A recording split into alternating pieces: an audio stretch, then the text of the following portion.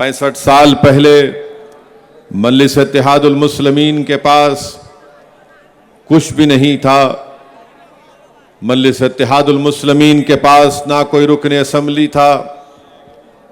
ना कोई रुकन बल्दिया था, मजलिस के पास उसका दफ्तर भी नहीं था।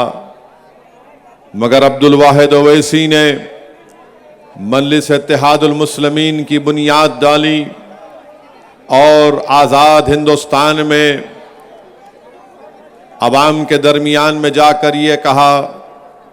कि अगर हम भारत के आइन और संविधान के तहत अपने हुकूक को हासिल करना चाहते हैं तो हमको और आपको एक सियासी ताकत बनना पड़ेगा।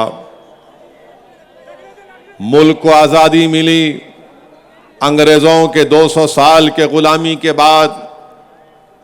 मगर अगर कोई मौर्रिख तारीख लिखेगा तो कहेगा कि आज़ादी के बाद अगर किसी दो क़ायदीन में दूर अंदेशी थी जिनकी निगाहों ने यह देख लिया था कि मुल्क तो आज़ाद हो गया,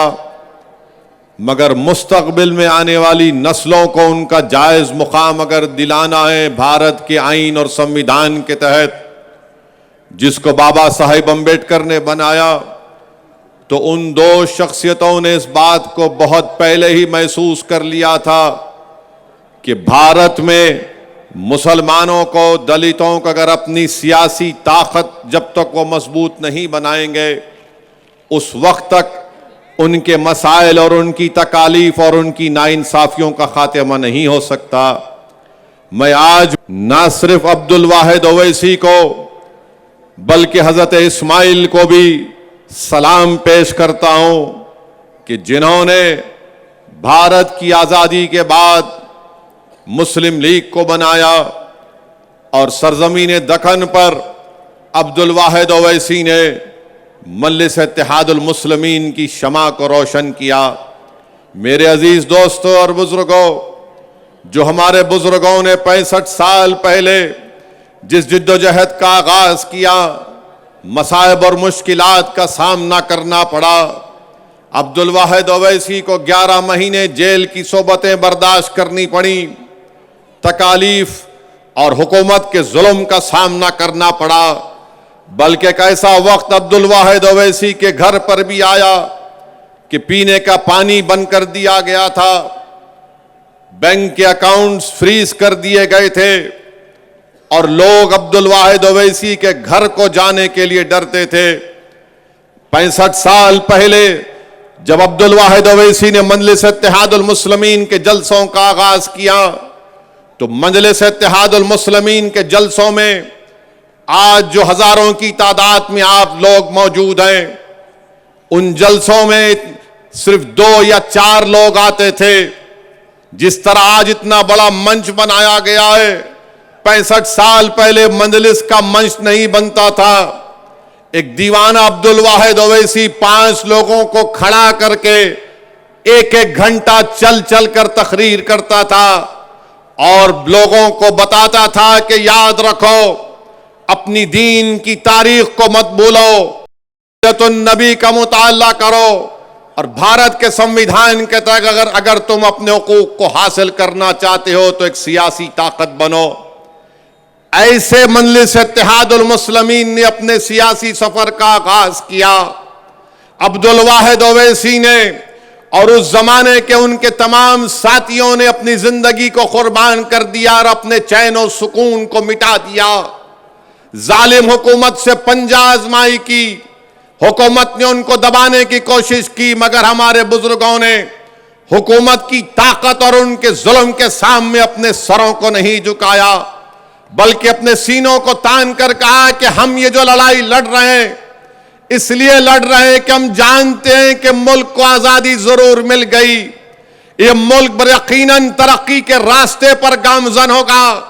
मगर जो सबसे कमजोर आज है वो मुसलमान और दलित है। अगर उसको ताकत मिलना है तो उसको एक अपनी सियासी क़ियादत बनाना पड़ेगा।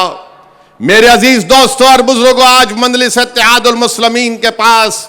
1-2 MP हैं, 7 रुकन असम्बली तेलंगाना में है, 2 महाराष्ट्र में है, 1 बिहार में है, 100 سے زیادہ اراکین بلدیہ مہاراشٹرا میں ہے، گجرات میں اراکین بلدیہ، مدھیہ پردیش میں اراکین بلدیہ، کرناٹکا میں اراکین بلدیہ، اتر پردیش میں مجلس کے اراکین بلدیہ۔ اگر 65 سال پہلے اگر ہمارے بزرگوں نے اس ایثار اور قربانی کا جذبہ نہیں دیا ہوتا تو آج اسد الدین اویسی تمہارے درمیان میں کھڑے ہو کر تقریر بھی نہیں کرتا۔ اگر ہمارے بزرگوں نے محنت کی، قربانی کی، تو آج اسد الدین اویسی تمہارے درمیان میں کھڑا ہو کر تمہارے دلوں میں چھپے ہوئی تکلیف کو بے خوف ہو کر بیان کرتا ہے۔ میرے عزیز دوستوں اور بزرگوں، اسی لیے نوجوانوں جو آج تم اتنی بڑی تعداد میں آج یہاں پر کھڑے ہو،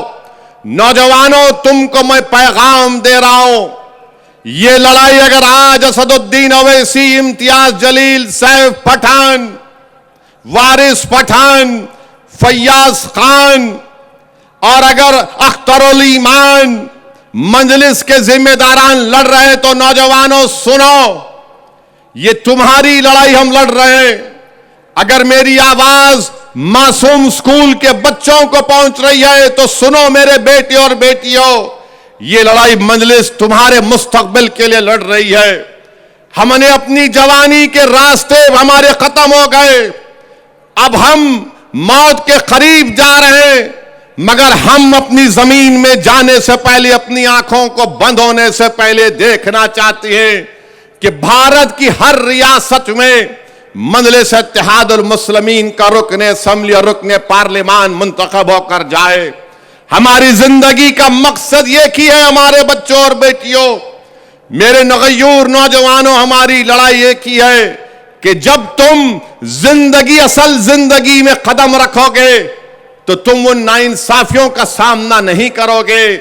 بلکہ تم کو عزت کی نگاہوں سے تمہارے وہ تمام جائز مطالبات تم کو ملیں گے۔ یہ لڑائی مجلس لڑ رہی ہے۔ اگر 65 سال پہلے ہمارے بزرگ ڈر کر بیٹھ جاتے تو یاد رکھو کیا ہوتا۔ میرے عزیز دوستوں اور بزرگوں، آج مجلس کا نیشنل کنونشن ہوتا ہے، ایک ریاست، 2 ریاست نہیں، 16 پردیسوں سے مجلس کے نمائندے آتے ہیں۔ اگر آج سے 28-29 سال پہلے اگر اسد الدین اویسی کو یا ممتاز خان کو اگر کوئی کہہ دیتا مجلس کا ایک قومی کنونشن ہوگا اور 16 ریاست سے مجلس کے نمائندے آئیں گے تو ممتاز خان اور اسد الدین اویسی مسکرا کر کہتے ہوں گے کہ ارے تم کیا بکواس کر رہے ہو، مگر الحمدللہ میں سلام کرتا ہوں میرے تمام مجلس کے رفقاؤں کو جن کے حوصلے اور عزم نے مجھے یہاں تک لے کر آیا۔ میں شکریہ ادا کرتا ہوں میرے سیاسی سفر میں جو تمام اراکین مجلس کے غیور اراکین نے میرا ساتھ دیا، میں ان کا شکریہ ادا کرتا ہوں۔ میری خوش قسمتی ہے کہ اللہ نے مجھے اکبر الدین اویسی جیسا ایک بھائی بھی دیا جس کے حوصلے اور عزم میں کبھی کمی نہیں آتی۔ میں شکریہ ادا کرتا ہوں اکبر کی دیوانگی کا، اس کی ضد کا کہ اکبر الدین اویسی،